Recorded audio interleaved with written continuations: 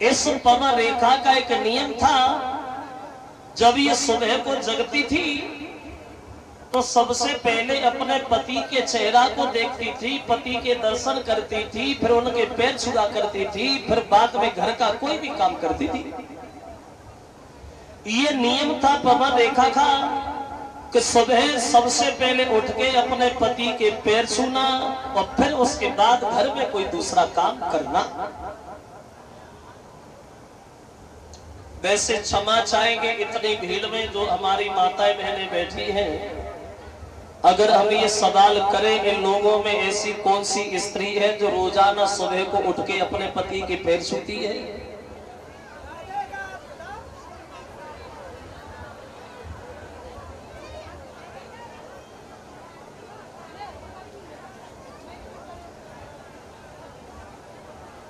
चलो सभी छूती है।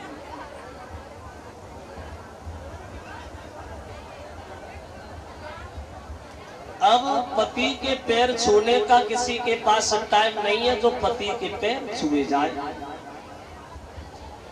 इधर जे नहीं मालूम पड़ा सच मुदे या नाय मुदे से पहले सोई गए और 6-6 बार इन्हें जगह तो तन की आंखें खुलती, वो आंखें खुली जाए तो पति के पैर का नसीब में भाज के शीशा उठाते कब सो तो मिली यात्रा चली गई इधर उधर। अब जमाने में बदलाव आ गया है, जमाना बदल गया। पहले की पत्नियां अपने पति से बड़ा प्रेम करती थी, अपने पति को बड़ा चाहती थी, मतलब थी पहले, अब नहीं है, भूतकाल में पहले थी। और ऐसा नहीं है कि आजकल स्त्री अपने पति को न चाहती हो, चाहती तो है लेकिन अब चाहती है थोड़े समय तक, गिने चुने दिन तक, बोले कब तक कि जब तक। आज की स्त्री को पति में 2 चीजें दिखाई देती रहती थी, तब तक खूब मानती। 2 चीज कौन सी? एक शरीर में ताकत और जेब में पैसा, तब तक खूब मानती। बिना मांगे रोटी तैयार, बिना मांगे पानी तैयार, कब तक? जब तक जेब थोड़ी उचकी उचकी सी गति तब तक। एक कवि कहता है, अरे नारी प्रेम गवैलो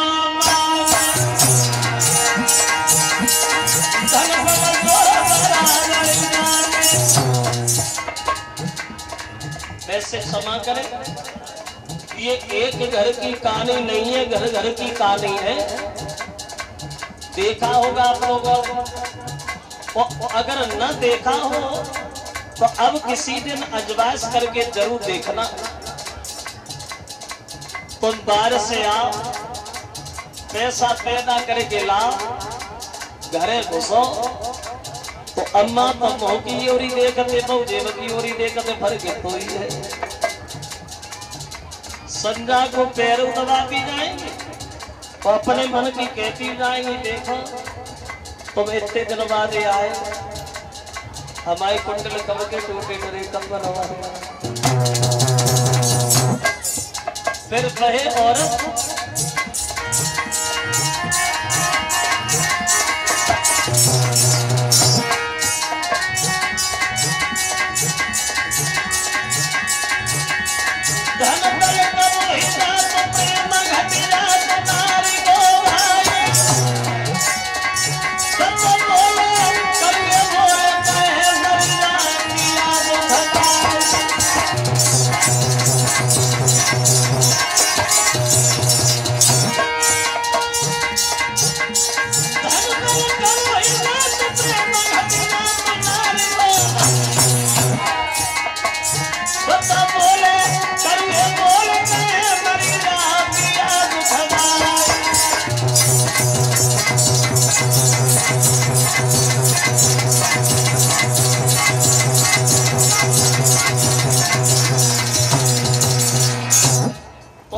पवन रेखा का ये नियम था।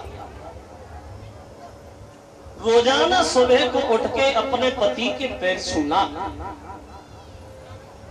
और इन्हीं महाराज उग्रसेन के घर में इनके एक लड़का था जिसका नाम था कंस।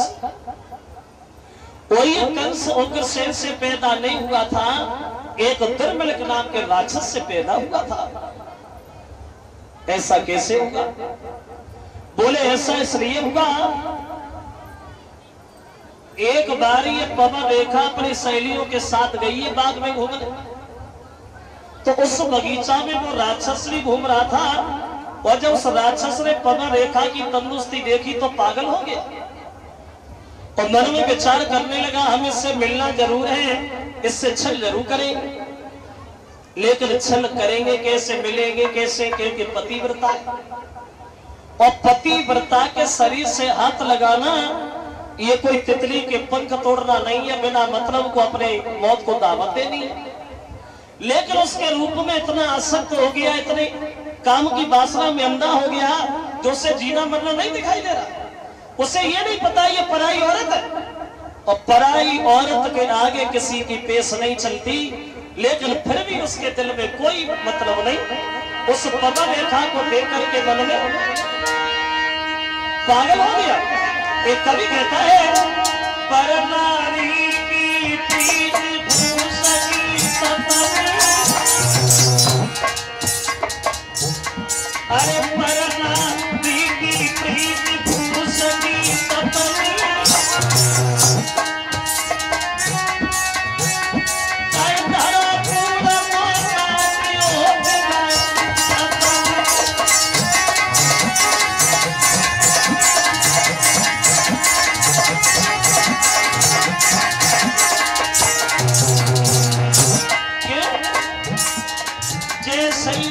कुसुम की चादर में सोई रंग पराई प्रिया,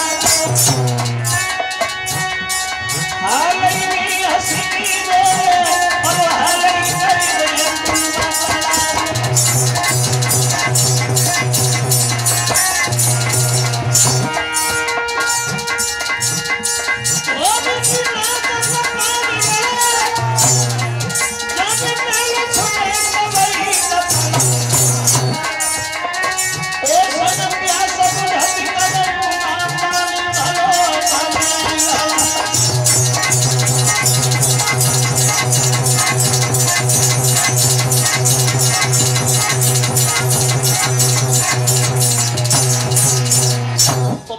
रेखा की तंदुरुस्ती देखकर कितना अंधा हो गया, मन में सोच रहा है कि हमें मिलेंगे जरूर, होगा वो आगे देखा जाएगा, क्योंकि दोष भी नहीं है उसका। कौआ अंधो रात में और दिन में उल्लू होए, और कामी अंधो रात दिन भाई दिखत नाय कोई। अब उस पवन रेखा से मिलने के लिए, उसके पतिव्रत धर्म नष्ट करने के लिए उसने अपनी एक माया दिखाई। कल सवाली करने आए, सामने आ जाए। अब उसने ये माया दिखाई, आधी तूफान मचाना शुरू कर दिया। पवन रेखा की जो भी लड़कियां साथ वाली थी वो सब छोड़ गई, अकेली पवन रेखा रह गई, जो डर की वजह से थर थर कांप रही है, रो रही। तो राक्षस ने मौका पाकर के उनके पति का ही भेष बना लिया, वो उग्रसेन का भेष बना के, और ये पवन रेखा के सामने खड़ा हो गया और कहने लगा, पवन रेखा इधर आ। अरे रोके नहीं हो, तुम्हारा पति तुम्हारे साथ है, फिर डरने की क्या बात है, क्योंकि आज बढ़िया मुलाकात है। अब बोला है भैया, रुदन छोड़ो, आज है तेरा न खुदाना, और मेरे आगे देखी कोई अब कौन भला है।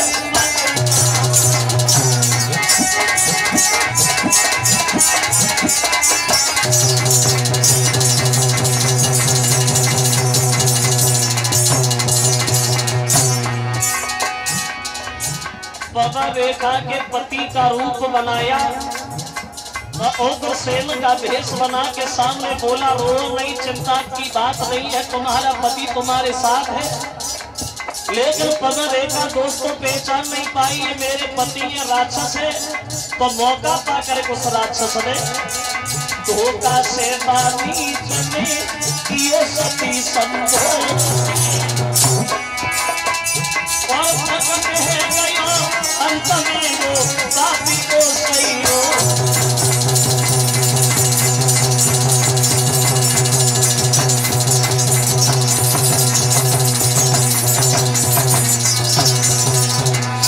धोखा से उस राक्षस ने पवन रेखा के पतिव्रत धर्म नष्ट कर दिया और बाद में वह राक्षस अपने रूप में आ गया। धोखा से बानी चले और कियो सती संभोग और प्रकट है गयो अंत में वो पापी को संयोग।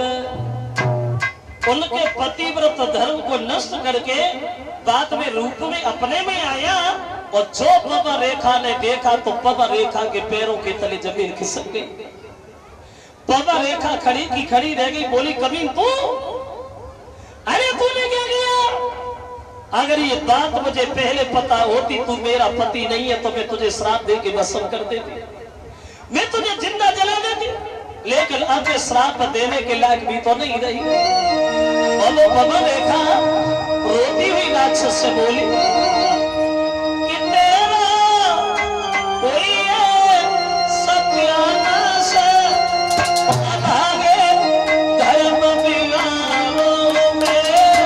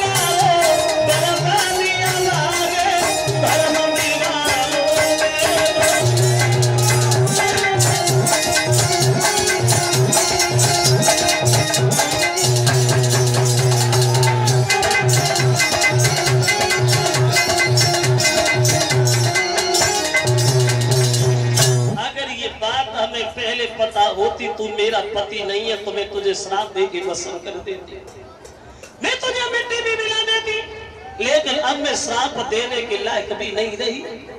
तो राक्षस ने उत्तर दिया पवन रेखा रो नहीं, और रोने चिल्लाने से कुछ नहीं होगा, जो होना था वो तो हो गया।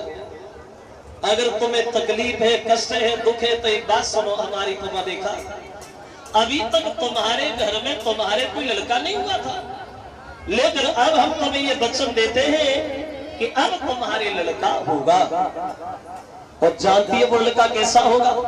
बोले जानती हो? अरे तेरे जैसा राक्षस ही तो होगा।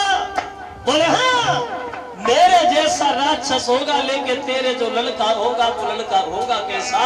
राक्षस बोला सुना पवन रेखा कि मेरे समान योद्धा होगा और जीती न कोई पाएगा।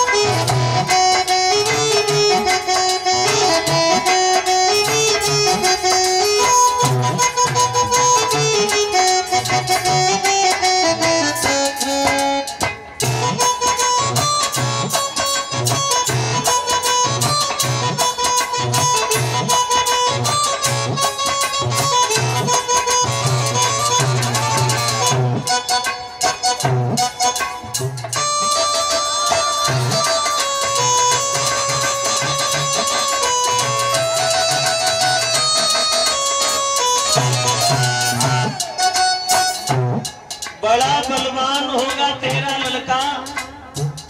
इंसान की बात तो छोड़ो, उससे देवताओं का राजा इंद्र भी वह मानेगा। और बोला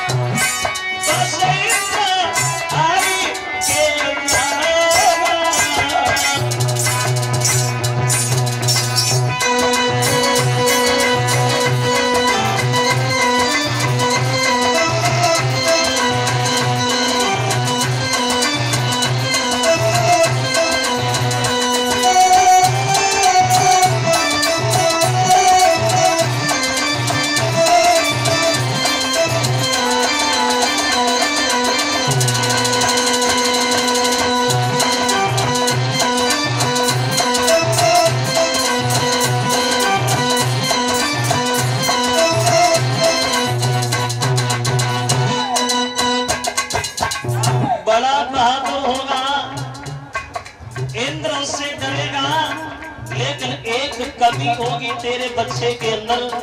क्या कमी होगी तो राक्षस समझाता होगा। बोला सुनो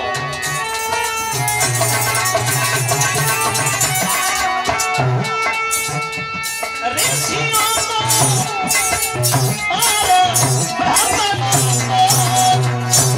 बेशक वो खूब सताएगा, पर ध्यान में इतनो प्यार और भगवान के हाथ से जाएगा।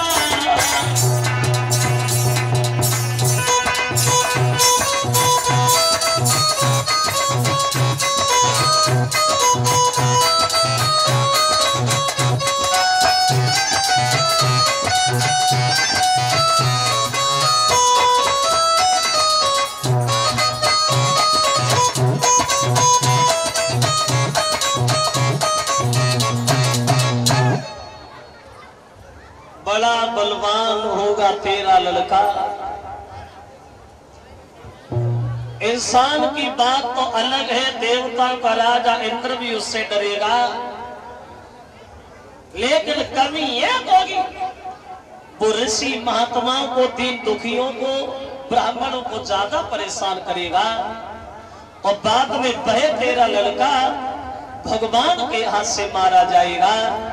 ये सब तो कह के राक्षस वहां से चला गया और ये पवा रेखा घर पे लौट गया।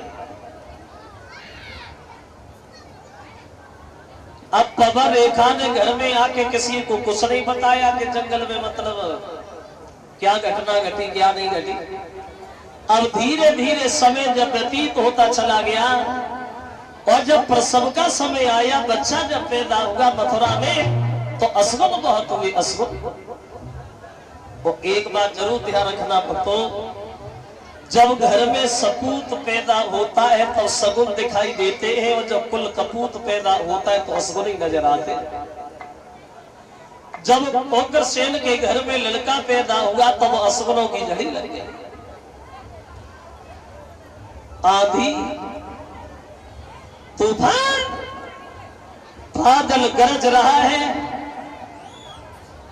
बिजली चमक रही है, बहुत तेज हवाएं चल रही है, पानी बरस रहा है, और उसी बच्चे का नाम रखा गया है कंस। जो उग्रसेन के पत्नी के गर्भ से लड़का पैदा हुआ, उसी बच्चे का नाम रखा गया है कंस। और कंस का जैसा नाम और वैसा ही उसका काम। अब कंस ये धीरे धीरे घर में बड़ा हुआ, ज्यादा बड़ा नहीं हुआ, अपने साथ के बच्चों में खेलने के लायक हुआ।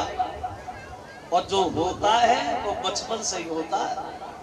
कंस बचपन से इतना बड़ा शैतान था, किसी बच्चे का सर फोड़ना, बिना मतलब में हाथ तोड़ना, लड़ाई झगड़ा करना, और शिकायत उग्रसेन से आने लगी। सब लोग उग्रसेन के दरबार में जाके बोले महाराज क्षमा करना। वैसे कहना तो नहीं चाहते थे मगर मजबूरी है, तुम्हारे बच्चे ने अब तो दुखी कर लिया। राजा होने के नाते एक बात जरूर कहना चाहेंगे महाराज आपसे, हम प्रजा के लोग, और जब राजा प्रजा को परेशान करेगा तो हम लोग कहां जाएं? तुम्हारे बच्चे ने हमारे बच्चों को घर से निकलना दुश्वार कर दिया। अब इससे बढ़िया ये है, ऐसे दुखी जीवन बिताने से अच्छा हम किसी दूसरे गांव में जाके बस जाए, अब यहाँ नहीं रहेंगे। तो ये बात उग्रसेन को बिल्कुल अच्छी नहीं लगी। उग्रसेन को शर्म महसूस हुई और अपने पुत्र कंस को अपने करीब बुलाए। कंस इधर आ, बुद्धि खराब हो गई है तुम्हारी, पागल हो गए तुम। जो रिश्ता शेर और वन का होता है वही रिश्ता राजा प्रजा का होता है। अगर शेर अपने शरीर के घमंड में आकर के वन को उजाड़ दे, फिर अपने शरीर को कहां छुपाएगा? अगर ऐसे चलता रहा तो एक दिन वो होगा जो कौड़ी के 3 बिक जाओगे, समझ गए? कंस के लगा, हाँ समझ गए। क्या समझ गए तुम? बोले चिल्ला काय को रहे हो? अब हम समझ गए। क्या समझ गए तुम? बोले आराम से बोलो, बुढ़ापा है, सांस रुक जाएगी। अब हम समझ गए, अब तुम्हें बुढ़ापे में राज्य नहीं, आराम की ज्यादा जरूरत है। सच बताना भैया, तुम तो जानते हो कि हमारे पिताजी के ऊपर बुढ़ापा है, और तुम ये भी अच्छी तरह से जानते हो कि बुढ़ापे में आदमी की बुद्धि अक्सर खराब भी हो जाती है। एक बात बता, अगर हम तुम्हारे राजा बन जाए तो कैसा रहेगा? कोई नहीं बोला। और क्यों नहीं रहे? अगर हम राजा बन जाए तो कैसा रहेगा? कोई उत्तर नहीं आया। कंस के जो पीछे घूमने वाले थे वही खड़े हो गए, बोले महाराज अगर आप राजा बन जा फिर क्या है? फिर तो बात ही बनी धरी है। कंस भागा, भूले से पिता के सर से मुकुट उतारा, अपने सर पे रख लिया, उग्रसेन के हथकड़ी बेड़ियां लगाई, मथुरा की जेल में डाल दिया। तुम आराम करो, तुम्हें आराम की जरूरत है, अब राज्य हम करेंगे। कहो कैसी रही? बैठ गया कंस गद्दी पे, बेसी करेला करुओ नीप पर फोड़े। अब कंस ने दरबार में सबको बैठ करके संबोधित किया और बोला, हमारे इस दरबार में बैठे हुए सभी भाइयों, एक बात ध्यान में रखना, आज तक तो हम तुम्हारे राजकुमार थे, लेकिन आज के बाद राजा होने के साथ साथ तुम्हारे भगवान है भगवान। लेकिन एक बात ये भी जरूर ध्यान रखना, जो हमारे पिताजी के शासन में होगा वो भगवान भोजराज कंस के शासन में हरगिज नहीं होगा। पागल थे हमारे पिताजी, उनसे बड़े पागल तुम। जो वो कहते रहे तुम करते रहे। कोई यकीन नहीं करेगा, कोई खबर नहीं करेगा। मंदिरों को तोड़वा दिया जाए, गौशाला में आग लगा दी जाए, अगर महात्मा तुम्हें कहीं मिल जाए पकड़ के मथुरा की जेल में डाल दो, एक एक महीना की रंगी रोटी दो, जो जिंदा बने रहे, भजन करने की शक्ति किसी के अंदर नहीं रहे। कोई यज्ञ नहीं करेगा, कोई हवन नहीं करेगा। मूर्खों, पौष्टिक घी को लेकर अग्नि में जला देते हो, बर्बाद कर देते हो। खुद खाओ, शरीर को मजबूत बना। माता पिता अगर ज्यादा बूढ़े हो जाए व्यर्थ में ना खिलाओ, उठा के नाले फेंकिया, वही होगा जो हम कहेंगे। हम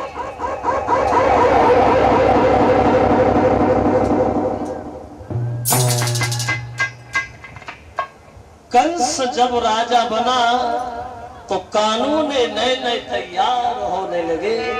अब वो दशा बनी कंस के शासन बहा तो अधिकारी बहुत जब कंस राज, तो कानून नए नए बनने लगे।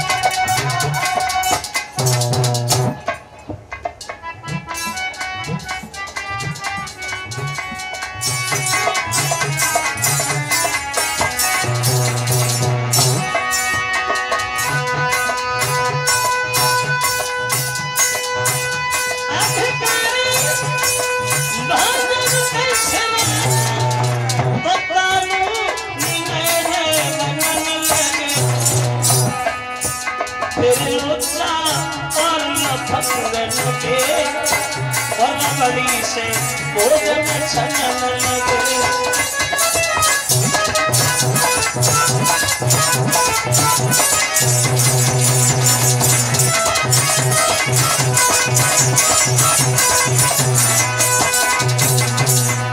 कंस जिस समय राजा बना तो कानून नए नए तैयार होने लगे। तो कंस ने सबसे कहा, देखो भैया, सच बताना, झूठ नहीं बोलना। तुम हमारे पिताजी के शासन में ज्यादा सुखी थे या भगवान भोजराज कंस के शासन में ज्यादा सुखी हो? बताओ। कोई नहीं बोला। बोल के नहीं रहे? हमारे पिताजी के शासन में ज्यादा सुखी थे या हमारे शासन में ज्यादा सुखी हो? बोलो। कोई उत्तर नहीं आया। एक खड़ा होके बोला, महाराज, तुम्हारे पिताजी के शासन में हम दीन दुखियों का बड़ा सम्मान होता था और तुम्हारे शासन में बड़ा अत्याचार हो रहा है, इस बात से बड़ा दुखी है, बड़ा दुखी है। कंस बोला, हाँ, बड़े दरबार में कोई दुखी नहीं, अकेले जे ज्यादा दुखी है। तो हमने भी कसम खाई, अब किसी को दुखी देखना नहीं चाहते। जल्लादो, इन्हें उठा और ले जा, फांसी लगा। अगर ये जिंदा रहे तो दुख होगा, तो हम किसी को दुखी देखना नहीं चाहते। बोलो, इनके अलावा और कोई दुखी है क्या? सब बोले, महाराज कोई दुखी नहीं है। बोले, होना ही नहीं चाहिए, हमारा अवतार के हुआ इसलिए तो हुआ है। कोई अपने मन की बात कंस से नहीं बोल पाता। सबसे बड़ी मुसीबत आई महात्मा लोगों पर, सबसे बड़ी आफत टूटी ये लाल पियर कपड़ा बांधने पे। कंस के शासन में क्या दशा बनी महात्माओं की? हाथ न में कला, माई न में कला, और बगल न में रस्सी पड़ी भई, जेब में चना अध जला साग, और तसले में रोटी सड़ी भई। सबसे बड़ी मुसीबत महात्माओं की आई। ये 100 रुपया भेजवा रहे हैं।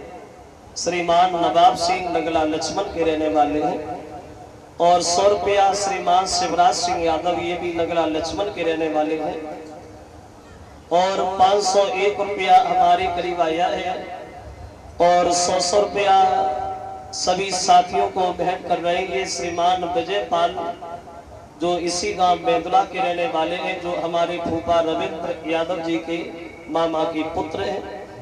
उन विजयपाल जी की तरफ से 500 रुपया, हमारे पास 100 रुपया सभी साथियों के करीब आए हैं। 201 रुपया हमारे करीब, और 100 रुपया सभी साथियों को, और एक एक टिफिन कलश वाली कन्याओं को भेंट कर रहे हैं। ये मोहित, ये ग्राम झाउझोर के रहने वाले हैं, उनकी तरफ से। बोली गोविंद भगवान की। अब कंस ने दरबार में एक बात और पूछी, अब तो हम शादी करेंगे, किससे शादी करें? तो किसी ने बता दिया, महाराज, मगध के रहने वाले हैं जरासंध, और उनके घर में 2 लड़कियां हैं, दोनों जवान हैं, तो वहां चले जाओ और वहां शादी कर लो। कंस बोला, कोई बात नहीं, हो गया फैसला, आज ही जाऊंगा, और एक से नहीं दोनों से शादी करके आऊंगा, बिना लगन टीका के ही जाऊंगा। अब चल दिया है कंस, और इधर जरासंध की लड़कियां हैं अस्थि प्राप्ति दोनों, वे दोनों के दोनों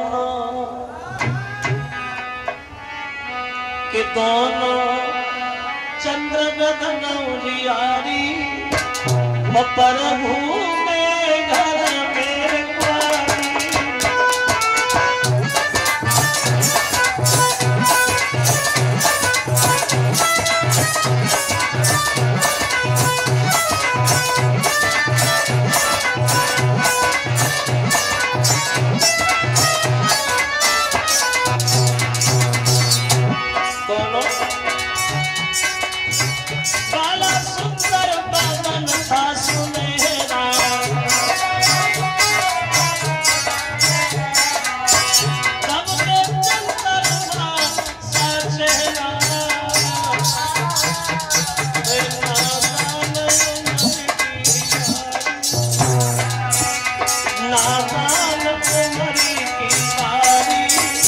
प्रभु की अली बोले प्यारी।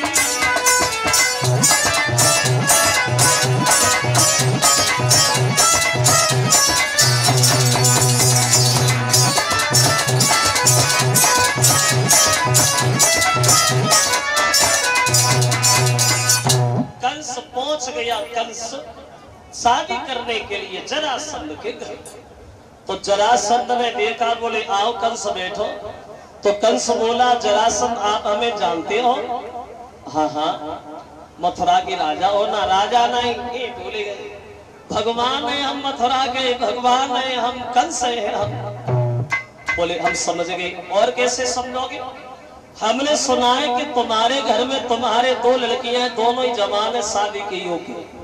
हाँ सही सुना है, इसलिए तो सही समय पे आया। एक काम करो, दोनों बेटियों की शादी तुम मुझसे करो। उस शादी करने में जरा भी आनाकानी की तो नतीजा गलत हो जाएगा। क्या समझे? तो कंस बोला, जरासंध शादी तो करनी पड़ेगी तुम्हें। तो जरासंध ने एक उत्तर दिया, कंस सुनो, अगर तुम भगवान हो तो उस मथुरा के हो, हमारी मगध के नहीं हो। और रही बात बेटियों की शादी, तो उनकी शादी तो होगी, कुंवारी तो नहीं रहेगी। मगर ऐसे शादी नहीं होगी कंस। हमने एक फैसला किया है, हमारे घर में एक कुबलिया पीर नाम का हाथी, उस हाथी के अंदर 10,000 हाथियों की ताकत है। अगर तुमने हाथी को युद्ध में हरा दिया तो शादी पक्की, और मारे गए माफ करना। कस कहने लगा, जरासंध तुम हमारी ताकत आजमाने की कोशिश कर रहे हो। अरे बुला हाथी को। उधर से हाथी भागा, इधर से कंस भागा। हुआ क्या? अरे होना क्या था वहां? तो कंस राज और हाथी में और फिर कटेंगे भाई लड़ाई।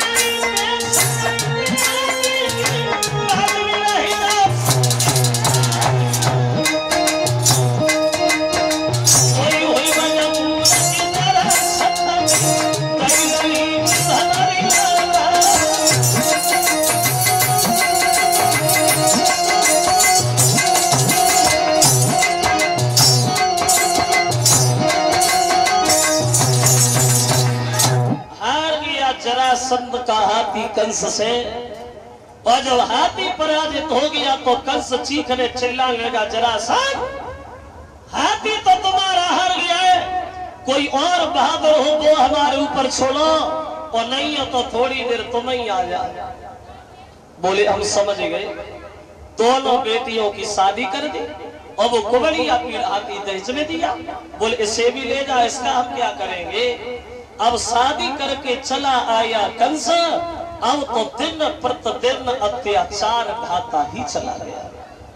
दीन दुखी ऋषि महात्मा सब भगवान से विनती करते, दीन बंधु अब तुम्हारे अलावा हमारा कोई नहीं है। और सब लोग विनती करते हुए बोले कि तेरा सोना हितकारी पमो पे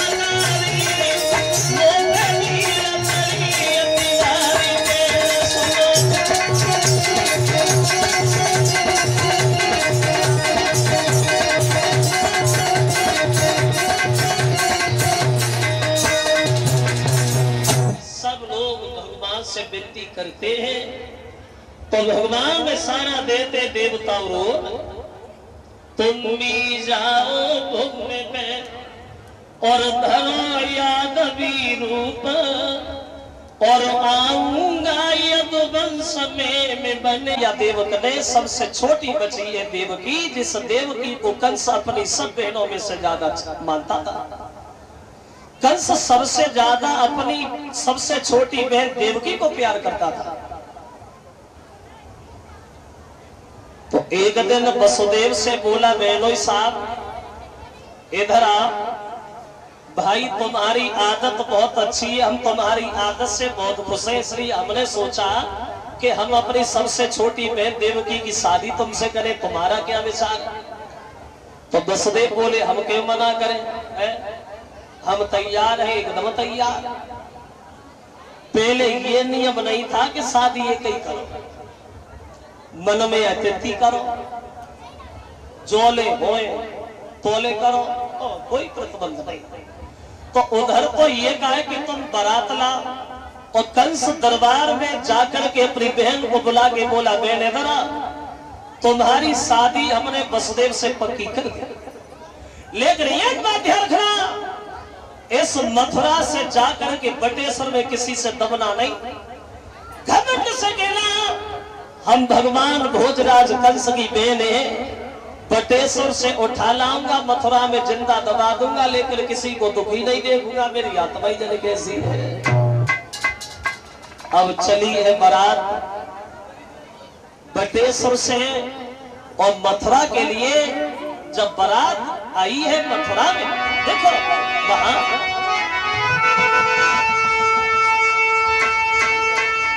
तो हंसी खुशी के साथ और चली है बारात की मथुरा,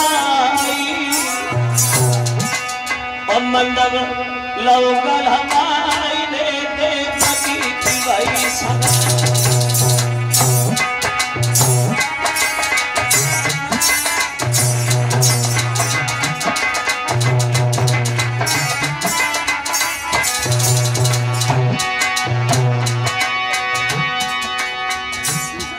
देवकी की शादी नहीं भाई मेल से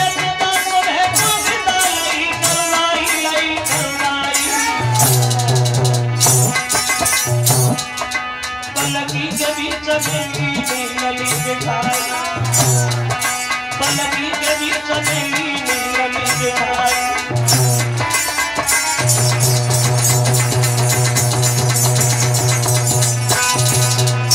देवकी की शादी हुई है वसुदेव के साथ।